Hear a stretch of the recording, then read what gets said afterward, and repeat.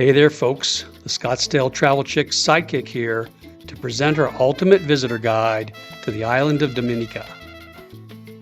In this video, we'll cover all the top things you'll want to see and do on your visit to Dominica, along with details of how best to get around, where to stay, the best times to visit, and much more, with everything called out on maps so you'll know exactly where everything is before you get there. Okay, let's go. First up, just a bit of background on Dominica.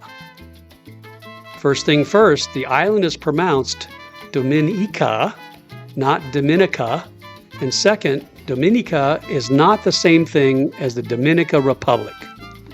Dominica is its own island in the southeast area of the Caribbean, near St. Lucia, Barbados, and Martinique.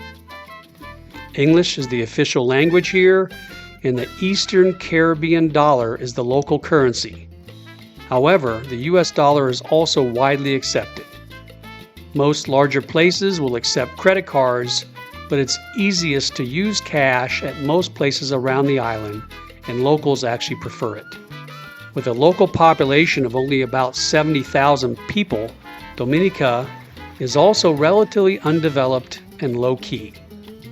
But that's changing quickly with a new airport, marina, and the world's second largest gondola ride currently under construction. So unfortunately, you'll need to get here fast before you'll have to share this island with a lot of other tourists. Dominica is also somewhat unique in the Caribbean, as it's much more lush and tropical than most. Here you'll find inland jungles, hot springs, black sand beaches, and 9 volcanoes. And with all that nature going on, it might be expected that Dominica's nickname is the Nature Island, as it's loaded with tons of waterfalls, rivers, jungle hikes, and plenty of things to do not related to a beach. So Dominica is not really an island you come to relax on a beach or hang around your resort. Dominica is an island you visit for adventure, nature, and a place relatively undeveloped, at least for now.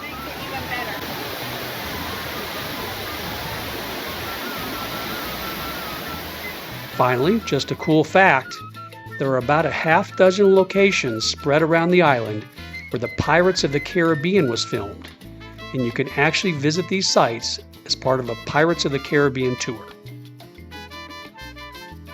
Getting around. The current airport on Dominica is too small for large airplanes to land, so direct flights from the US are currently limited to CRJ-type planes, once a day on American from Miami and once a week from Newark on United. Otherwise, you get here by local ferry or small local flights from other islands. However, there is a new airport currently under construction right next to the current one, which will eventually allow for larger planes and expansion of direct flights from the US in the near future. While the airport is located to the northeast, the two primary towns on the island are on the west coast near the top and bottom. Driving between the two towns or between either town and the airport take about 1 hour. That's because most of the roads on the island are very narrow, windy, and have lots of potholes. Plus, you have to drive on the left side of the road like they do in the UK. So it's not an easy place to drive for an American, but if you want to rent a car, it is possible. We still found it the best way to get around on our own, but it was a stressful driving experience for sure. For those who prefer not to drive, there are plenty of locals who can be hired for transportation and/or personally guided day trips. For most people who aren't pure adventurers, this might be your best option. The best times to visit. Prime season in Dominica is October through June, and cruise ship season is October through April. Hurricane season runs from July through early October, and during this time you'll experience more rainfall and higher humidity, but the rainforest and waterfalls will be at their most impressive.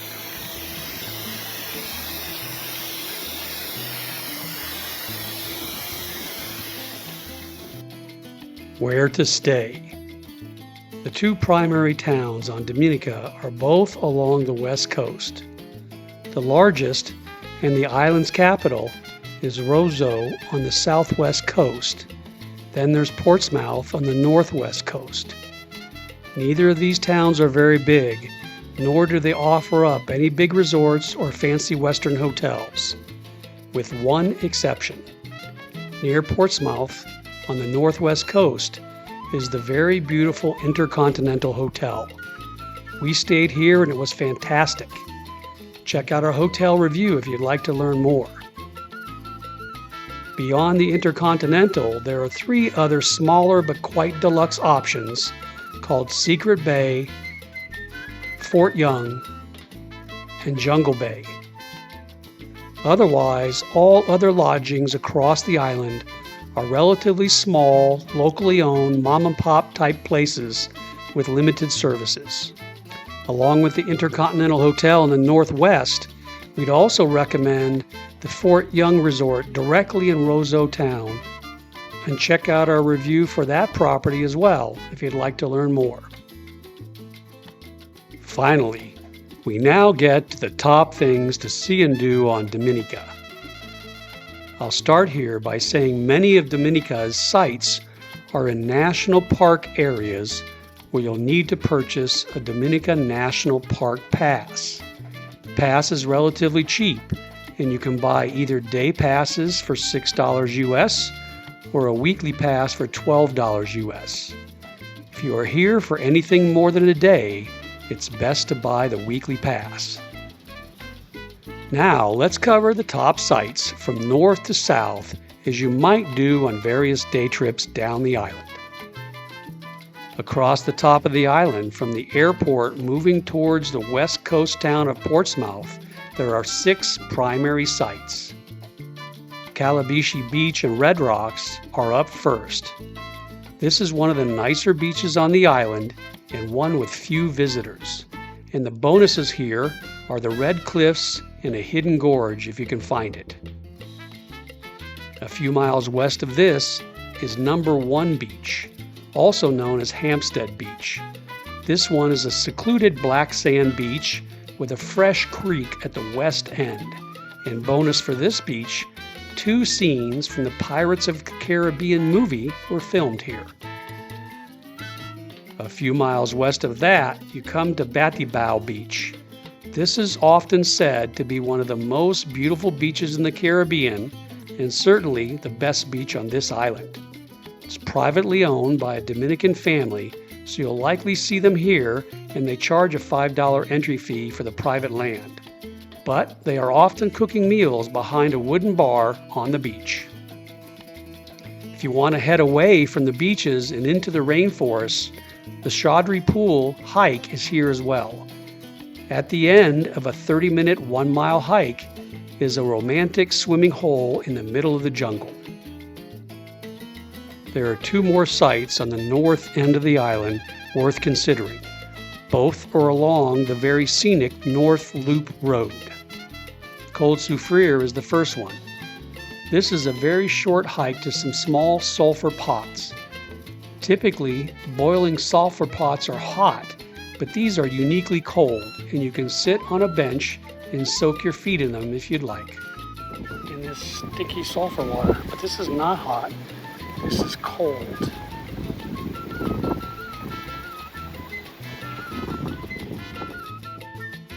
The second one is Bois Neuf Falls. It's a very beautiful waterfall you can reach after a short but challenging 15-minute hike. The falls are great, but they're on private land where a local tries to charge you $10 US per person, double the typical cost of other private falls. So because of this exaggerated fee, we'd actually say skip this one. After these sites, you'll reach the west coast town of Portsmouth. The primary site here is the Cabrites National Park, which requires that National Park Pass I mentioned above. And Fort Shirley is the primary site. It's a very expansive fort and other buildings built by the British in the 1700s and abandoned by 1850. You can explore both immaculately restored buildings as well as stone ruins slowly being swallowed by the jungle. In addition to the fort, there are a number of great hiking trails across this peninsula as well. One of them is the Coastal Trail. This is a scenic loop that offers views over Douglas Bay, Prince Rupert Bay, and the open Caribbean Sea. It's a relatively easy walk with interpretive signs and shaded spots along the way. Just south of Portsmouth town, you can hire a local to take you on an Indian River canoe ride. You'll take a quiet ride up the river and into the jungle, finishing at the Bush Bar, where you can enjoy a rum drink in the jungle. The cost is about 50 EC per person, and the excursion takes about an hour and a half. Just south of this river is Coconut Beach, sometimes called Picard Beach or Ripiton Beach. This is supposed to be another of Dominica's nicer beaches, but you be the judge. It is one of the longest stretches of beach on the island, and there are a couple of cool shipwrecks to take a look at, but not much else, honestly. Finally, still on the north side of the island, is the Morne Diablotins National Park, where you can do a number of hikes in a mountainous rainforest. You'll need that National Park Pass here again, and of the many hikes, the two we'd recommend are Syndicate Falls and Syndicate Loop Hike. Syndicate Falls is a must-do on the island in our opinion. The drive up the narrow one-lane road is a little scary experience in itself, but you do get the chance to take a short hike to a beautiful secluded waterfall. Pretty impressive, nobody here. You can swim in the pool if you want. And there's also a great little bar at the top to have a drink and take in some great views either before or after your hike. Check out our mini guide on Syndicate Falls if you'd like to learn more about it. A couple more miles down this road, you come to a park visitor center where you can hike the Syndicate Loop Trail.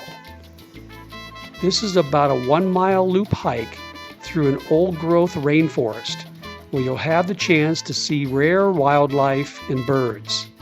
They say this hike is a birder's paradise. As we move down the island, we now come to the central part where there are a couple of beaches to consider, as well as some rainforest-related waterfalls. First up is Salisbury Beach. The pics online seem quite nice, but our visit was uninspiring. There's no real amenities on this beach either. Then there's Miro Beach. It's another highly rated beach on Dominica, and this one has some amenities like beach shacks, a few dining restaurants, and beach chairs, umbrellas for rent. But when we were there, nothing much was happening. As I said earlier, beaches are not Dominica's strong point. After this, we head back up into the rainforest for some jungle options. Of the half dozen options in this area, we'd recommend Jacko Falls and Emerald Pool. Jacko Falls is on private property, so you'll pay that $5 EC for a short walk to a beautiful waterfall. We had the place to ourselves when we were there, and there's not much else around, but the waterfalls are surely beautiful. Emerald Pool is nearby, and this is another overall top site to see on the island. It's a short round-trip loop hike that leads you to a beautiful 40-foot waterfall. And the waters swirl at the base in shades of green and blue, hence the name Emerald Pool. Fanny Falls and Sultan Falls are also nearby if you have more time to spend in this area. Next up, we're off to the southern portion of the island now, which is packed with many of Dominica's top jungle sites as well as water activities. But before I get there, just a quick shout out that if you're enjoying this video, please give us a thumbs up, a comment too, or better yet, forward this to some of your friends. And please consider subscribing to our channel to receive more fun, informative travel videos just like this one. And also, if you're enjoying this video guide, consider purchasing our electronic travel guide to the Dominica. It covers everything we mention here, and you can take it with you on your phone. That includes links, or you can print out a hard copy and take it with you. Click our website link below the video to learn more. Now we come to the southern part of Dominica Island. Many of the top sites in this area are within the Morne Torres Piton National Park, Dominica's crown jewel and a UNESCO World Heritage Site. In this park, you'll first come to Waitukubuli. This is a village known for a number of natural hot spring spas, and you can pick one or multiple to enjoy either before or after your hikes in this area. After that, you'll come to Trafalgar Falls. This is another overall top site and a target for group tours. Nonetheless, it's definitely worth a stop. When we visited, it was raining hard and the falls were in full force. It's only a 5-minute walk from the car park. Okay, we're going after a major rainstorm. There's a little bit of a break. We're going to make a run for it. But the falls should be just going crazy once we get out here. Here's Trafalgar Falls. After a major storm, we have an extra waterfall on the left. And then that's Father Falls, and then Mother Falls on the very right. And then just a lot of water coming down. Middleham Falls is next, and it's one of the best on the island as well as the highest. But you need to hike through a beautiful rainforest about 1 hour or 4 miles round trip to see it. This means it's not as visited as other waterfalls, and you'll likely have it all to yourself. T2 Gorge is next, and it's also a top spot for group tours. Here you can swim in a small flooded gorge to a hidden waterfall. It's too rainy because we got caught in that storm. Usually this is clear water, and you climb up in or you swim up into that crevice. From the T2 Gorge parking lot is also the start of a strenuous but famous hike through the Valley of Desolation to Boiling Lake. This hike is a difficult 8-mile round trip to the world's second largest boiling lake. Soon though, this hike will be replaced by a massive cable car project currently under construction. When finished in early 2026, it will be the top attraction on the island, turning the 8-mile round-trip hike into a 20-minute cable car ride. Finally, if you're up for it, you can make the drive all the way out to Bory and Freshwater lakes. Both of these lakes are in a big cauldron from an ancient volcano. For freshwater, you can do a 1.5-mile round-trip loop around the lake, and for Bory, you can do a 1-hour one-way hike with great views out over a ridge to that lake. Now we come to Roso Town, the capital and largest town on the island. Even though it's the largest, there still isn't a lot to see in town, but there is a main road called Bay Street, which runs between the ferry and the cruise ship piers and includes the Dominica Museum. On Saturdays, there's a market selling fresh fruit and vegetables, and there's a really nice overlook called Morne Bruce, which you can either walk or drive to for great views out over the town. Here we are at the Morne Bruce viewpoint, kind of a nearby hill overlooking the town of Roso. Roso is also the town where boat tours leave for whale watching or snorkeling and diving trips. And both of these are some of the best in all the Caribbean. A whale watching tour is a must-do, considering Dominica is one of the only places on the planet where whales hang out all year round, and sperm whales are the star here. Moving south of town, Champagne Reef is one of those sites, but you can also simply drive here and enjoy the beach and snorkel right from the coast. There are often guides waiting here who take you out for $20, including the snorkel gear.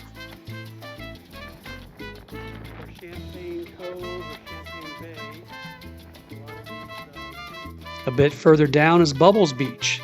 This is also quite famous, but a little bit of a letdown once you're here. Nonetheless, it is a decent beach to chill, and Mr. Bubbles, as he calls himself, will take care of you with drinks and food. Okay, this is Bubbles Beach again. It's a nice chill beach. There's not really, again, a lot of sand, but it's a cool beach to hang out. A little bit of snorkeling close to shore, and then it drops way off as a volcanic crater out in the water. There is a big drop-off site just offshore where many people come to skin dive. Finally, at the very bottom of the island, you reach Scott's Head Peninsula. There's a little town here with a few beachfront dining options, but the primary attraction is the bay with great snorkeling and diving, and Scott's Head Peninsula for great views out over the island and back over the Caribbean. And finally, if you have sufficient time, it's quite easy to explore the neighboring islands of Guadeloupe, Martinique, and St. Lucia using the local inter-island ferry leaving from Roso Town.